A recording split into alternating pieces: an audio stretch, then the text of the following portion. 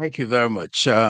We want to use this opportunity to welcome you to another interesting, fascinating edition of the Justice Forum. Here at the Justice Forum, we discuss a wide range of issues relative to the destiny of our one world, our common humanity. Well, it's good that we can be back here again today. Interestingly enough, we have a brother who's joining us from Cincinnati, Ohio. When it comes to issues of faith, justice, the current state of affairs of the world, there's no one else than the scholar I've invited to talk to today as we deliberate on a wide range of issues concerning the well-being of our one world, not only the global faith community, but the world in itself. We are in quite challenging times, times that sometimes we wonder in this liminal season of COVID where we are headed. And it's good that you have joined us. We want to welcome you to another fascinating and inspiring edition of Justice Forum. Justice is never possible without adequate theology. Theology has a crucial role to play, faith has the role to play, and moral clarity to some of the issues that we face in the world. Let me welcome my guest, my distinguished colleague who's joining me from Cincinnati, Ohio. First, I would say congratulations to Pastor Julian Cook. Pastor Cook, the last time visited us on this network a couple of months back. Then he spoke to us from Buffalo, New York. Then pastor there. Now he has a new assignment. I'm not going to go into the details. We welcome our brother. And by way of full disclosure, Pastor Cook is a candidate in the PhD program. He's on his way out of Drew University, Madison, New Jersey. That's where our history actually intertwined. A brother from the South and a brother who has a lineage with West Africa and the man from Chicago, from the South Side. Let me welcome you, Brother Cook. I'm going to let you introduce yourself. I'm Welcome to the show. thank you so much, Doctor Pede. It's a privilege to join you again. Anytime I can be in your presence, it is always an outstanding honor. And we I guess we could say we go way back now Oh, to yeah, the that's dorm right. time in Drew, trying to make it through, and you were always such a blessed colleague, a blessed and blessed colleague in the forest, as they call it. So That's right. it's a That's great right. pleasure to share with you. Thank you for the Yeah. invitation. I may have some technical issues, and if I do, I may try to get you on my other computer. So just know it's freezing a little bit, but we're making it happen. Okay. Mhm. It's good that you can join us from Cincinnati. I've been wondering how time flies, and the last time when you were on our forum, you were there in Buffalo Yes. during that shooting incident. Hmm. I looked from a distance, and I could see my brother on national and international TV. Hmm. Now you are Cincinnati. As we begin this conversation, talk to me a little as we begin. What has the transitioning been like for you coming from Buffalo? How did you leave the folks there in the midst of that shooting incident that took several lives? And I certainly surmise that there are still people who are wounded and Yeah. recuperating from that particular experience. Talk to us for the benefit of our audience today as you appear again on the Justice Forum. Yeah, yeah. That's a challenging question for a number of reasons. It's challenging as far as leaving the community because there's a sense in which we have left physically. We are no longer residents of that area.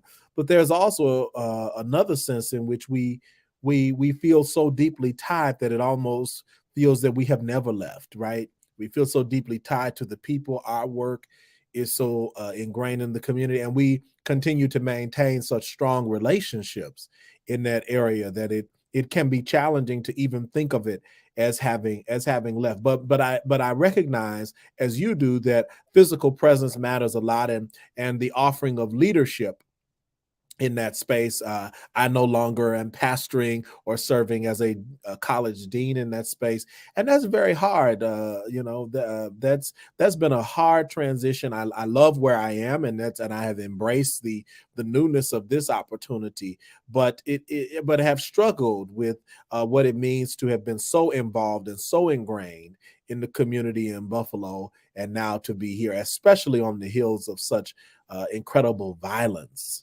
And not just the violence that we saw demonstrated, the unforgettable violence that we saw demonstrated in the shooting that has now become known as the Tops Massacre. That's And I right. and I even say that with great difficulty because it's difficult when we give these things these names. Sometimes it seems as if we're almost depersonalizing them, right? Hmm. But this Tops Massacre. Uh, but there's ongoing white supremacist violence that has existed in that space, and we've got to be able to think about what it means broadly for those things to still exist in that space. And I'll stop there. But That's right. And as you indicate to us here quite clearly, that remains a trauma yes, that is practically going to live with you for quite a long oh time. And I yes, tell people, once one encounters violence, depending on where you are, especially from a therapeutic standpoint, where you are serving a community as a pastoral leader, a resident in the community, a scholar in the community, one can clearly understand from whence you come. hmm Uh, how is the transitioning going in Cincinnati, Ohio? You are on the other side now as we speak. yeah. Buffalo and Cincinnati. Let's do some comparative analysis briefly as we dive into our conversation today. How are you being treated? You been received Well, to the new folks at Lincoln Heights. Heights Missionary Baptist Church. Well, thankfully, we've been received incredibly warmly here in this space, as warmly. And this is my third. This is the third church that I've had the privilege of serving. And this has been an incredibly warm reception, about as warm as I think one can have, and that's been great. That's always a very good thing as a pastor to be received warmly, That's right. especially given the history of this space. There have been giants. I want to be clear on that. There have been giants that have walked this space ahead of me, Okay. especially when you think about progressive ministry and civil rights engagement. When I That's think of right. names like R.D. West or names like Bennett Walker Smith, one of the founders of the Progressive National Baptist Convention, which, as you know, was the convention that was started Oh with Martin yes, Luther King after he was thrown out of the National Baptist Convention. that's This right. church was one of the first churches to make that transition. And so, to sit here, I am aware that there was a day when giants walked the earth, right? And that I walk in not just their footsteps, but I walk in new footsteps as well. And so it's important to feel their presence here. But yes, we've been welcomed warmly. And one of the things that you realize in traveling, as I have and as I know that you have, is the global impact, the global scope of white supremacist violence. It is everywhere. And I want to be clear because I know a lot of people shy away from that. We got whole states banning that, trying to ban that phrase from That's you right. saying that phrase in school. When I'm talking about white supremacist violence, people are going, "Oh, well, what are you? Are there lynchings in your area? Are there cross burnings in your area? Are people being killed?" Yeah, there's that, right? But there is also the ways in which systems and structures are situated intentionally to That's correct. consistently reproduce violence against the black body, violence against the black spirit. And we have to be uncompromising. And we also have to be very, very creative about the ways that we describe this, uncompromising in our commitment and creative in our commitment to talking about white supremacy and its global reach, patriarchy and its global reach, which we know patriarchy and white supremacy function hand in hand. And so, in many respects, that same white supremacy, Zay, that I left in Buffalo, it showed up on my doorstep here in In Cincinnati. Cincinnati.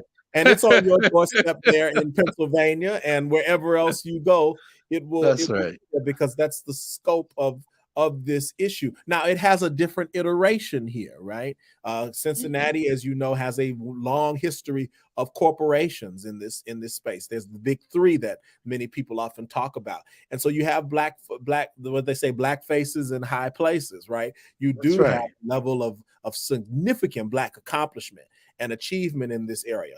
But sometimes the trouble with black achievement, as you well know, is that it gives us the veneer that we are safe and that we are safely insulated. And yes, No, not it at gives all. us it gives some That's people just a myth. that it is not that's right. It gives some people a cushion from it, right? You don't Yeah, experience it in the ways that your brothers and sisters over on the chocolate side of town may experience it, but it's there for you as well. And so that's been a part of my message here. It shows up in a very clear way in Buffalo, but it's just as clear here in Cincinnati. It was clear in Boston. It was clear in Chicago when I was growing up. So go on and on and on. I could talk about that. that's wonderful. And those of you who just joining us, we want to welcome you to the Justice Forum. This is a program. It discusses a wide range of national and international issues within this sacred and global space. My special guest today happens to be the senior pastor at Lincoln Heights Missionary Baptist Church in Cincinnati, Ohio. If you just join us, welcome to the show. We're looking at a wide range of issues as it relates to ethics, social justice, within the space and the liminal season that we find ourselves as peoples of the world. The world has become connected in a strategic way globally. That even for a person who is in Bombay today in India, can be able to communicate so easily with somebody who sits in Buffalo, New York, Mhm. and from Cape to Cairo, somebody from Cape Town could be easily be able to talk to somebody in Egypt. Mm, So we've become globally connected. mm, The paradigm here is these shifting narratives regarding supremacy and the fight to be able to encourage not only Black excellence, as you have reiterated about the current space that you find yourself in strategically as a senior pastor, the global space around Cincinnati. What is it like? I know you've not been there too long in terms of people that come from different walks of life. Speak to us. Your church is strategically located. Yes. And I was looking at some of the pictures online even before we started this conversation. What is that experience like? Have you been able to meet people? Are you engaging with people, or even as far as maybe church members at where you are, who probably a second, first generation? They've come from different parts of the world. Yes. Well, I want to preface any remarks or analysis I make by saying, yes, you are right. I've only been here 6 months. And so those should, all of my analysis should be constrained by a level of incredible Yeah, that's right. humility Yeah. in that respect. And they certainly are. But sure, there are things that I have noticed as one who works in a sort of scholarly fashion on issues of justice and ethics, but also as a practitioner, right? One who is deeply involved in communities of discourse and practice around activism and so forth. I've noticed that there is significant class stratification in Buffalo. That is a tribute to having, as I said before, three major corporations, and some have noticed, they've said, well, you've not said the names of those corporations. Well, I'm not going to do that right now, but we do have three major, you should look that up. We have three major corporations right here in the city of Cincinnati, and so they bring incredible talent, I mean, from across the world to this space. We also have some major universities in this area, right? University of Cincinnati is a top university in our nation. And then when you think about the Conservatory of Music, the Cincinnati Conservatory of Music, it is among the top institutions for music training in our world. And so there is a sense in which there is a global scope to Cincinnati that is a little bit that is different from some other spaces. I've noticed that class stratification, right? You still have on the chocolate side of town, as Cornel West says, some people who are incredibly poor. But you also Yeah. have, which we do not talk about in this country very often, we have white poor. We have Oh yeah. incredible white Considerable, poverty, considerable white considerable poverty white that poverty exists. in Yeah. the city of Cincinnati, and a lot of that, of course, is I would argue complexified. Right, it is made more complex by the fact that many of these folks who would fit into and we have statistics that demonstrate this, that fit into a sort of impoverished, when you think about statistically, fit into Hmm. poverty, right? Who are we would say that they are impoverished. Also, are very big supporters of a type of politics that does not have their interest. I would argue does not have their Oh yeah. interest at heart. It's a type Yeah, of identitarian politics, though, right? That does appeal to certain aspects of their racial identity, maybe that's even their correct. religious identity, but Identity. actually works against their interest socioeconomically. And so you have that challenge in this space is significant black poverty, significant white poverty, but the political answers to that poverty are often very, very different.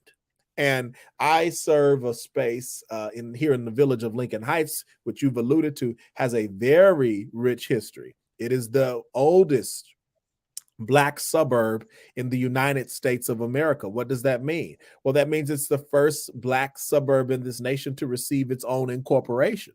And so it is called Lincoln Heights because it is a tract of land that was given to enslaved persons following emancipation. Cincinnati, of course, is in many respects the gateway to freedom for many folks who ran away from slaveholding territory. Cincinnati is the first city that many of them would hit, major That's city. correct. And so, I Uh-huh. mean, if you could cross the Ohio River, right, from Kentucky Oh to yeah. Yeah. Cincinnati, you were free.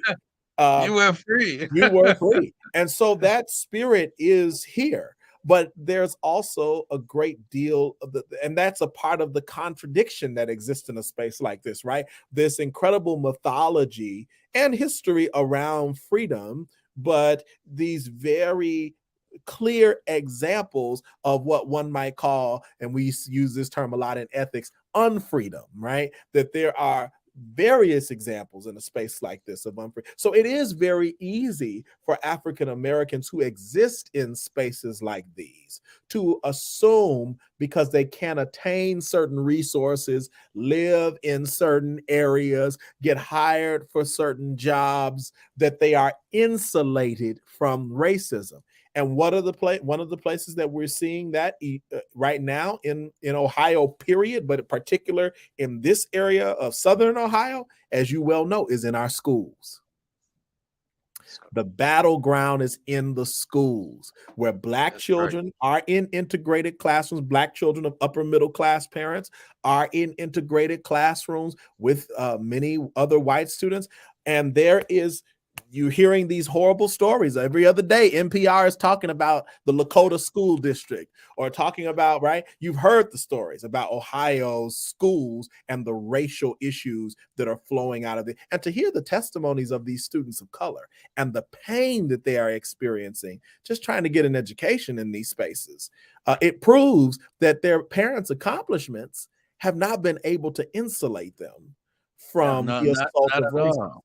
Yeah. No, and as long as you're a person of color with a black skin, it becomes quite a challenging proposition, as you have clearly identified.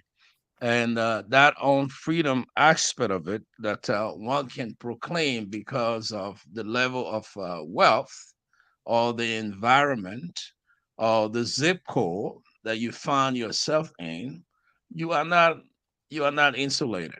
I You're mean, not. that is, it comes within the context of American history and even And the in some challenge. instances, not to interrupt you, but wanting to add to your brilliant analysis there, and in some instances may even be more, um, I might say more accessible or more prone to violation because of your proximity to That's correct. whiteness. There is an insulation, which gets back to that whole discussion about integration, right? There was an insulation that happened in many communities that grew up during Jim Crow, right? Of self-sufficiency. And that's not to say that one is better or the other. I mean, that's kind of a hard thing to choose from. Do I want to face consistent violation psychologically, physically, so on and so forth, or do I want to have a self-sufficient community? The reality is, I shouldn't have to make those types of choices. But part of the historic lineage, right, of integration and segregation in particular, was that you did have this insulation of some, not all, of some Black people from the Yes. consistent and persistent assault of racism. That's the story of the historically Black colleges and universities as well, That's right. That's is that it right. can shield one. Now, some of my friends who've gone to those places can say, well, yeah, but white supremacy, Black folk can also can also circumscribe and make Oh other yes. Black Oh folks yes. subject to Uh, white supremacy too. oh yes. Oh yes. And it's a very complex conversation around there because Yes. I think there is some level of also ignorance in terms Yes. of as you have laid out, even those who found themselves in poor neighborhoods or those who are within a particular gap of poverty within the Mm-hmm. American context, either black or white, who see that they really do not know what the political manipulations are, that politicians will use them from different spectrums of the political engagement to That's score right. points. And these are talking points that they use. But in the real sense of the word, there's white poverty, there's black poverty, and those within those particular strategic demographics. There is a considerable degree of those who do not understand what is actually deeply prevailing in terms of the power structure. That these are That's right. systemic issues. And and you they are got all challenges on both interconnected. ends. And Yeah, you got challenges on both ends that are deeply rooted in these aspirations, right? So that's the part we don't often, that's the part we never really get to. Yes, there is an element of racism involved in this. There's no doubt. But a lot of that racism is rooted in aspirations toward the middle class. that's right. And those same aspirations, this is the challenge, can exist within African American communities too. Oh yeah. No, that is in every And so I say every all the time, demographic. you ain't seen class stratification until you go to some of these black churches and black spaces. That's right. Right? Black folk can do class stratification in some places better than anybody I know. As so I had a friend who used to say he's more Victorian than the Victorians, right? I mean, it reminds me of the he's right. There's a history of that, right? Where African Americans overperform Oh yeah, this type of upper middle class element. that's And it that's correct. is rooted in these same aspirations and machinations for the upper echelon, right? For this. That's So in correct. some ways, it is William Julius Wilson, that great sociologist, would tell us it's always race and socioeconomics riding together, and enough Oh yeah. analysis does not get put on No, that not to yeah, tease them out. not at all. Yeah, No, and that's the cave mentality that is referenced most of the time. Those who find themselves in the cave have an understanding of what's prevailing in the cave. They can absolutely. only have freedom when they come out to Yes. see what the ultra realities are within the context of what life looks like outside of the cave. And Absolutely, yeah, absolutely, and that even means our conceptualizations of what freedom is, right? that's right. Because if freedom for you has been so colonized, then freedom means for you just the ability to participate in rampant market capitalism. It means to have the ability to have the access to power in the same ways that have traditionally been accessed. Then I don't want that type of freedom. If that's what it means to you, I don't want any involvement in that. On my best days, I don't want any involvement in that. But if it means expanding our understandings of freedom, then and that's the work, decolonizing even the ways in which we think about freedom, daring to imagine something else. And that can be very, very difficult. And it's also very challenging to ask people to do that who are just trying to survive. That's right. It's That's right. it's challenging to ask people to invest that type of energy when they're just look, man, I got to pay my bills, right? Like That's right. I didn't create this world. I'm simply trying to function. So I get it. But it's at the same time, if we don't take that next step, boy, are we going to be in a lot of trouble. That's right. And when there are folks that you see who say, well, they think they are part of the middle class. That's That's what they the were other, told. those aspirations Although, again. yeah, although there are difficulties and they can't even pay their bills, Ain't never been but in the when middle class. no, when the conversation is hard on the issue about how to bring about equity and Yes. making sure that even those who are at that level of the stratification of society can have opportunities, those who are even oppressed feel somehow violated, that you as a preacher is advocating the cause for an equitable and a society that is going to incorporate making sure that there is affordability. Mm-hmm.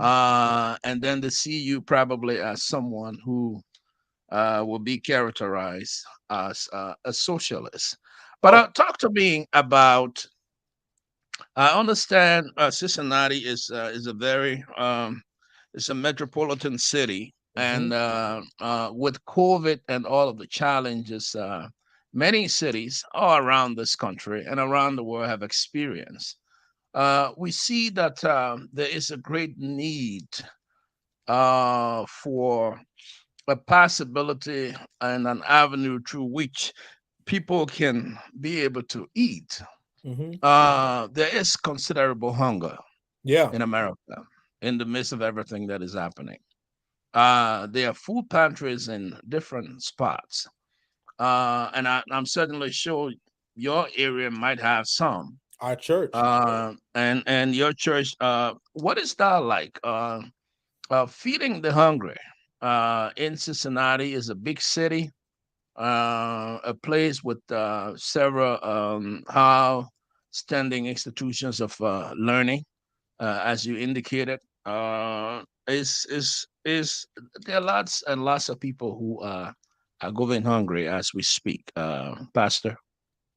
Yeah, what's the challenge around that? So our church, from a practical standpoint, that's probably one of the main issues that our church has been very good at. If someone were to ask me, what are the sterling examples of your church's service to the community, that would be, I would tell you, come on a Thursday between the hours of 10 a.m. Really, you need to start at 8 a.m. so you can see these people who faithfully come every week, members of this church, to unload the trucks that hold hundreds of pounds of food. And then they prepare them for the next several hours so that around 11 o'clock, there's a line outside of our church, and they're serving 500 people weekly for Wow. food.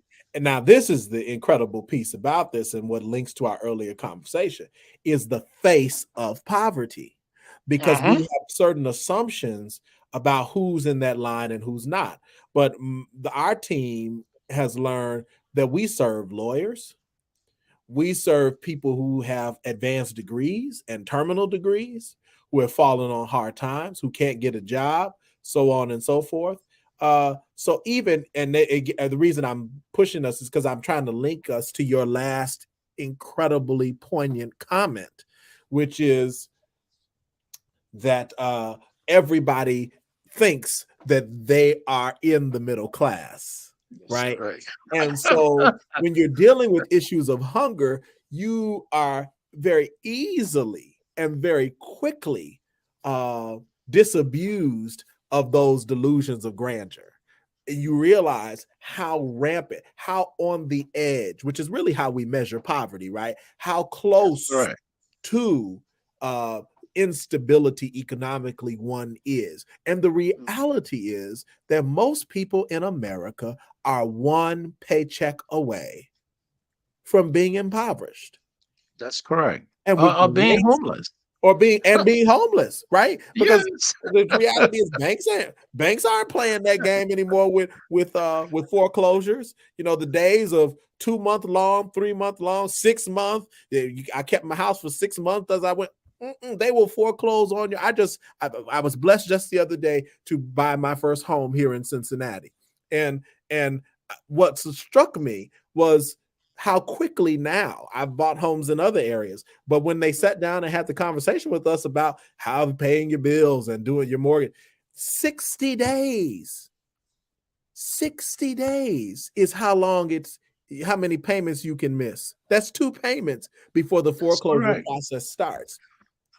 If you lose your job, how many people can find equitable work to where you are? Because that's what you need. You don't just need a job that doesn't get you, that just pays you. You need a job that's equitable to where you were. How many of us can really find that in 2 months? There are not many of us, Oh, not at even the all. most Not at all. gifted among us, That's right. who That's can right. get over the loss of a job, go and interview, get through the hiring process in 2 months' time. So the reality is the vast majority of Americans, as you have said, live in the grip of poverty. And so we have to, as I said before, demythologize our conversation around what one might call racial economics, right? Or so yeah, the racial capitalism. We've got to get rid of that. And I think that's the only way you can talk about it now, is to say, who is the face of the poor? And in our rhetoric in American politics, it's been people who are irresponsible. Very largely, it's been women, and it's been Black folk who have been the face of poverty in these places. But what we're seeing in this line on Thursdays is that some of the most responsible, hardworking people in the world cannot afford to purchase their own food. Yeah, yeah, you were right about that, and I think that's where, for those of us who work in the trenches, even where I sit, where we serve every other Friday, there is a considerable line of probably over 200, and those are people who, if you go on the line and say you're doing the survey question, when the moral question is raised, you know, what class are you? Right, right. Nobody in that line wants to be want to be called below the poverty line. They're gonna tell you, argue strongly that they are in the middle class. And political scientists tell us that it's part of why, right? And rhetoricians tell us it's part of why politicians use the phrase so much, because That's right. it's an ambiguous phrase that everybody thinks that they fit into. That's right. Right? It's a phrase that it's an easy phrase that everybody oh, he's talking about me, right? The assumption is that Yeah. he's immediately, but look at the policy. He ain't talking about you. No. He's not talking about you. No, not at all. And Donald and, Trump thinks and he's middle class.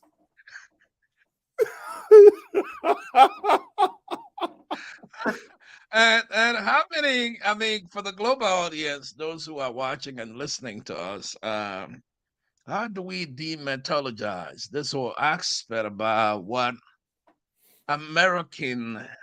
I'm not trying to talk about exceptionalism is, Mhm. in terms of where we are, Yeah. in the reality, and those of us who see people on a daily basis, how people struggle and how people are struggling even in this liminal season that we Mhm. find ourselves in, an era of a global pandemic, Mhm. and jobs are hard to come by. They say, well, there are a lot of job openings all around the country, but the reality of the matter is that COVID has traumatized many. Oh, absolutely. uh, Returning to work has become a challenge. I mean, even from an emotional and mental standpoint.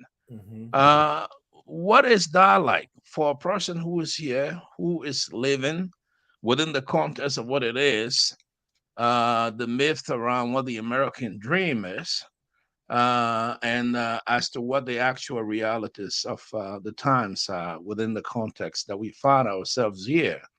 And those who in different parts of the world who think probably the grass is greener on this side. Well, I'm seeing some of the answer. That's an amazing question you asked, first of all. And I'm seeing some of the change already, I have to admit. In this in that part of demythologizing, and you know this as a fellow theologian, part of demythologizing is demystifying, right? That's right. Is to deal with stigma and to deal with the whole mystique, which can be good or bad, behind a certain category or condition. Um, and I think of it as, and it's the same way with diseases that have existed in our context, right? When there's a stigma, I mean, we saw that even with COVID at one point. That's We right. were branding people who had COVID as, I mean, how many cities cracked down on the homeless population, right? Because the notion was that these were people who were spreading COVID. Because they had nowhere to live, or so on and so. You just saw so much of that. And the same thing exists around poverty.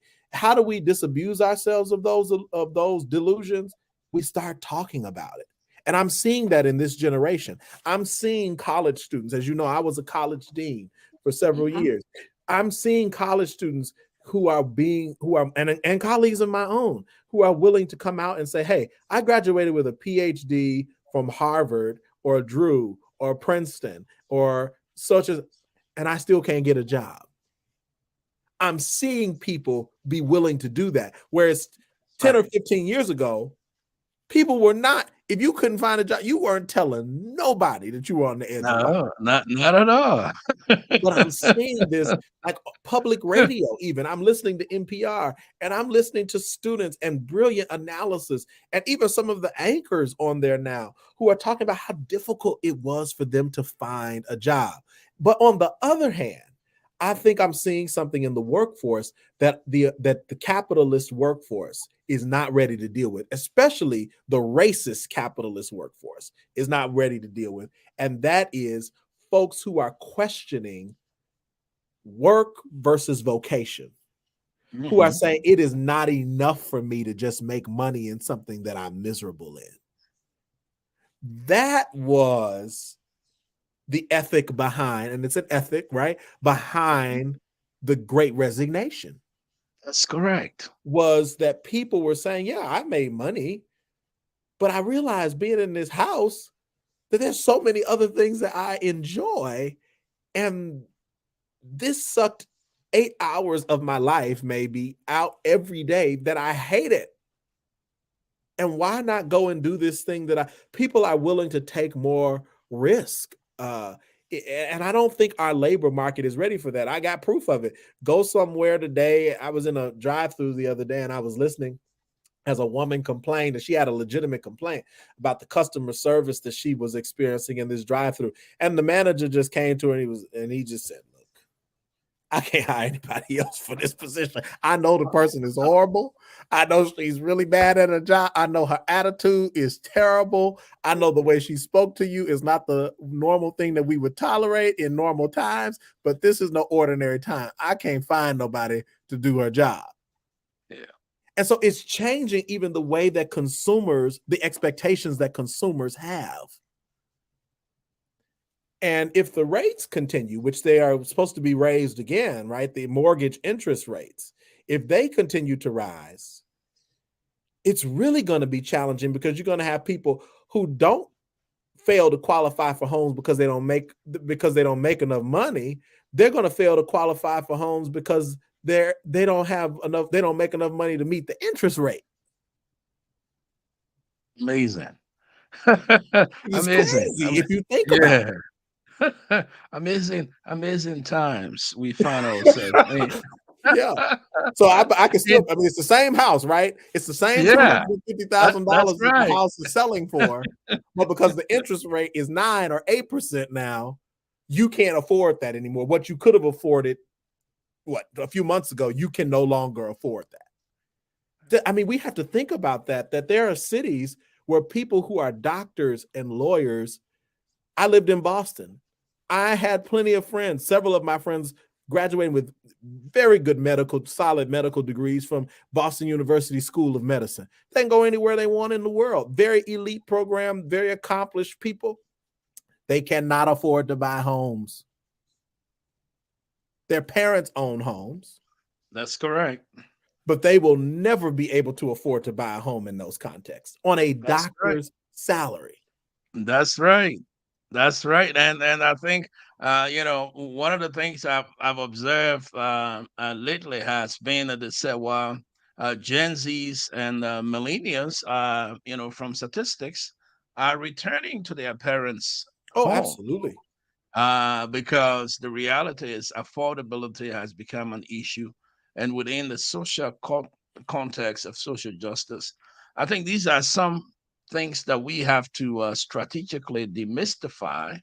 Not only that, but from a social justice context, begin to examine the whole aspect of what capitalism is, that is done at the expense of the ordinary folks who are just trying to get by.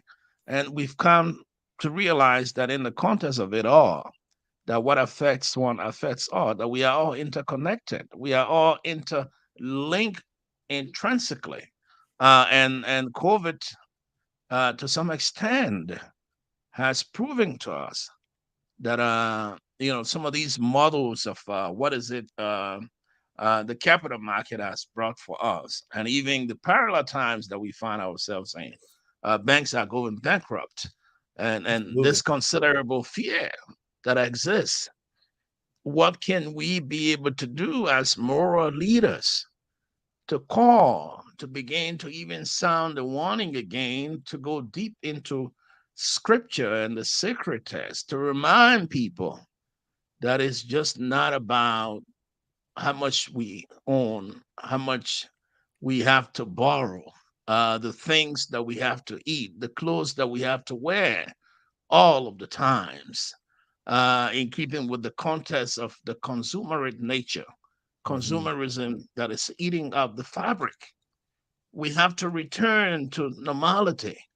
I think that urgency of time exists that we can begin to enlighten a lot of our people within our churches and within those secret spaces that people can know and come to realize that we are human beings and we are children of God. And it's not about the excesses. It's not about how much cars or vehicles we own or how many are packed in the garage. You can live just considerably a simple life, a life that is genuine, is humane, is spiritual. How do you talk about some of these issues within the context of the church?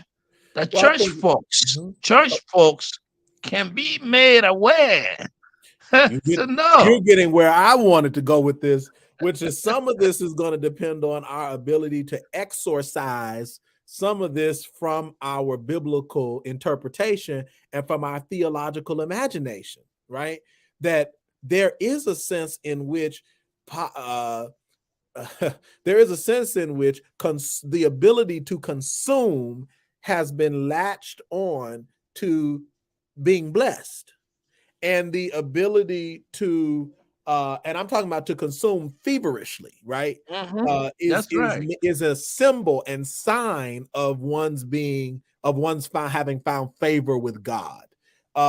Furthermore, how do we come to a reading of the Christian faith that does not make capitalism uh tantamount to Christianity? That's Because correct. in the American mind, theologically, capitalism very often is the only way for one to live as a Christian in American society. And what it does is, I'm not saying that socialism is any better necessarily, right? I'm entitled to some views that I may have on my own, but I'm not convinced that blind acceptance of socialism or any other economic system is going to bring about the kingdom of God. I'm done with that. I'm past that. What I do think though is that it creates this space in which capitalism becomes unquestionable, because That's correct. capitalism becomes synonymous with Jesus and with Christianity in particular. So how do we deal with it in churches? We're gonna have to be honest about some of the ways that we have misconstrued theology. And let's stop lying and blaming it on uneducated prosperity preachers in certain communities, right? Because we do that a lot. Some of that is a symptom of the issue. It is not the issue. And so I think we got to have some more honest conversation that there are plenty of progressive mainline churches that maybe they don't espouse it from the pulpit, but they espouse a prosperity gospel ethic in the midst of their congregations. When I see congregations that are sitting on endowments of millions of dollars, and they ain't got a single black person in leadership within their context, and they're in major spaces, we got an issue, and we got to be ready to talk about that. That's correct. That's correct. That's correct. And I think that is quite crucial. I hope I don't It get would. you in trouble with your audience today, but Oh no, not at all. I think this is very, very enlightening. It's a fascinating conversation. And I think we need to have these conversations from time to time to bring clarity, not only to our national audience within the context, the American context, but also the global audience that will listen to us to have a better understanding. We have to be truth. We have to speak truth to power, to some of these moral issues that we face. And it took me just to reflect on what is it that we are, even in this Lenten season. Mm-hmm. that Isaiah calls us to, what true fasting is. True fasting within the context of Isaiah 58. What is it? How can we share? Yeah. Keeping in mind that it's just not having, like you said, within the context of the consumer culture that urges us that to buy more and more is what actually will bring happiness. It really doesn't. How do we share with the poor? How can we take on that challenge that is urging us to do a kind of fasting? And within the context of Isaiah 58, I just like to read a couple of lines, beginning with verse 6. It tells us, it's not this kind of fasting I have chosen, to loose the chains of injustice and untie the cords of the yoke, to set the oppressed free and break every yoke. It is not to share your food with the hungry and to provide the poor wanderer with shelter when you see the naked, to clothe them and not to turn away from your own flesh and blood. Then your light will break forth like the dawn, and your healing will quickly appear. Then your righteousness will go before you, and the glory of the Lord will be near God. Then you will call, and the Lord will answer. You will cry for help, and he will say, "Here I am." If you do away with the yoke of oppression, with the pointing finger and the malicious talk, and if you spend yourself in behalf of the hungry and satisfy the needs of the oppressed, then your light will rise in the darkness, and your night rather, will become like the noonday. The Lord will guide you always. And it goes on and on. But the reality of the matter is, we are interconnected Yes. as human beings. That challenge is on us. Those of us who are moral leaders, those of us who have been called, set aside to play the role that in this particular, not only this liminal season, but in history, Yes. as to the fact that we stand on the shoulders of heroes, of freedom fighters Yes. who've come before us, who've created this space, that we can even have this conversation, that Yes. you and I can talk the way we talk, that we can bring some clarity, ethical clarity, moral clarity to some of these burning issues Mm. we've deliberated on today, Pastor Cook. It's always an inspiration that we can have you with us. I'm And always this glad to has be been a very fascinating conversation today as you join us from Cincinnati. And as you begin a new assignment, we are hoping and praying that we can bring you time and again to be able to speak to our global audience. Just before we wrap up, let's get closing statement from you, my brother. You have a very tight schedule on a Tuesday. Let's get closing statement from you, and we are hoping that we'll have you back again. We continue this conversation. I'm going to be informing the audience probably the next time when we do this. We will have an infomercial and a promo to send at least a week before, and we will open the telephone lines to see whether, as we discuss some of these perennial issues, that we can take calls from our global audience who Yes. will Yes. have concerns and will want to interject. Let's get closing statement from you, sir. Well, I have nothing profound. I just want to say thank you to you again, Dr. Pede. I mean, you always get me fired up. And then at the end of the hour, I got to go work off some of this steam or something. So it's a pleasure. But anytime we can talk about these issues and be honest about them, and it's going to take an ability to hear what's uncomfortable and to listen through dissonance and discomfort. And so I want to challenge all of those who are listening to really think about where you are being called to being uncomfortable and to commit to listening even there. Yep, the voice of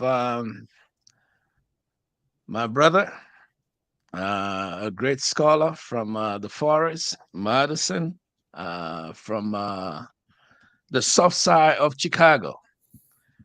He joins us this afternoon, this day, this evening, depending on your geographical location, wherever you are. Our brother has joined us from Cincinnati, Ohio, where he sits, where he's currently serving as the senior pastor of Lincoln Heights Missionary Baptist Church. I want to say congratulations to you. I did not indicate that from the very beginning, but we appreciate you, brother, and there is a purpose. As one of the books of wisdom reminds us in Ecclesiastes, that there is a time and a season for everything under the sun.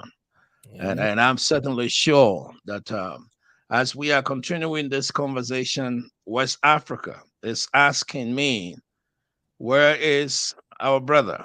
Where Yes. is Pastor Cook? And if you would get Uh, me there, if the Lord well, would use you, if the Lord would see fit to use you to get me there, uh, it would be my great honor, oh, surely we because I will. probably could deal with some of these issues that I Yeah, have if I could yeah, sit there a we little would while. take you. We would take you, and we are working on that to see how we can organize an international seminar and bring in pastoral folks from Yes, all around the country and see how we can have you there at least for a week to be to engage yes, both on the pastoral and scholarly level to give some insight to some of our upcoming spiritual moral leaders. But it's actually been great having you with us today. I'm Mm. going to let you go because of time. We are almost hitting the 1 hour mark. So thank you so much. You be well, my Uh, brother. yeah. And the peace of God be with you. Give my regards to the family. To that young man, I have not been able to meet in person, but But you'll be here to preach soon, I am coming to Cincinnati by the grace of God. because you know the Take care. last time I brought you, everybody fell in love with that accent and voice. So you'll come again. All right, brother. You take care. And to our global audience, it's been great having Pastor Cook, Julian Armand Cook, with us today. He's been our special guest. We will be back again sometime this week. We're going to be bringing a social campaigner who happens to be a social justice advocate for Liberia, based here in the United States. Councillor Jerome Verdier. Councillor Verdier is the former chairman of the Truth and Reconciliation Commission in Liberia. And he will be coming to join us on the Justice Forum to speak on a wide range of issues facing the African and the West African state of Liberia. Until then, take care. So long. Bye bye. Take care, my brother. God Take care, bless. man. Thanks so much.